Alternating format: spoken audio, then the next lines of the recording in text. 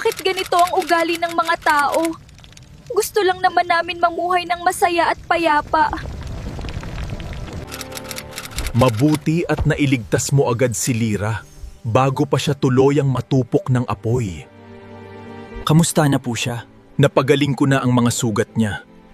Nasa kapalaran niya na kung kailan siya magigising. Lyra, bakit ka kasi umibig sa isang mortal? Sinabi ko na sa'yo na mawawala ang iyong kapangyarihan kapag ipinagpatuloy mo ito. Kung ako na lang sana ang pinili mo, hindi ka sana makakaranas ng ganyan. Kasalanan mo to, Rodel. Bakit nila ginawa sa'yo yan, mahal kong Lyra? Yan ang sinasabi ko.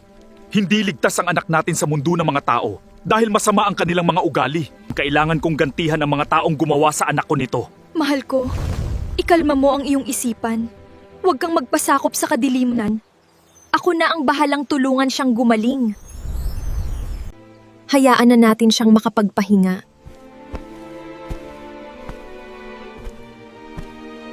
Malapit na tayo, Jose. Sa bahay ng lola mo. Sana napatawad na kami ng nanay sa nagawa naming kasalanan ni Lyra. Anak Rodel, ikaw ba yan? Opo, ma. Ako po ito. Teka, kanino yung sanggol na dala-dala mamay? Ma, siya nga po pala si Jose, ang anak namin ni Lyra. Ha? May apo na ako. Yehey! Ang cute-cute naman ng apo ko. Halika na sa loob. Mapunasan natin si Jose. Ang dumi-dumi mo na. Pero ang cute-cute pa rin ng batang yan. Ano nga pala ang nangyari sa inyo, anak? At napunta kayo dito. Teka, si Lyra, bakit parang hindi nyo pala kasama? Si Lyra po, wala na. Yung mga tao dun sa bayan, pinagkamalan siyang aswang, kaya sinugod nila ang bahay namin. Yung katawan po niya, hindi nila pinatawad, ma. Kawawa naman si Lyra. Pero mabuti kayong mag-ama ay ligtas na nakatakas.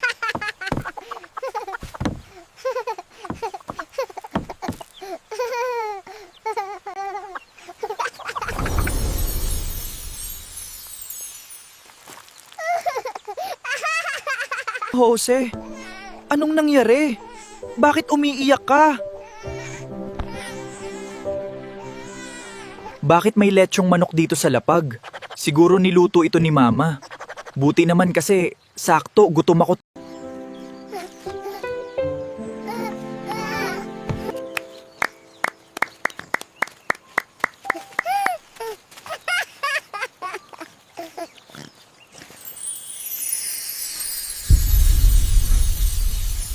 Oh, Rodel, buti naman bumili ka ng manok, ha? Kala ko po kayo nagluto nito.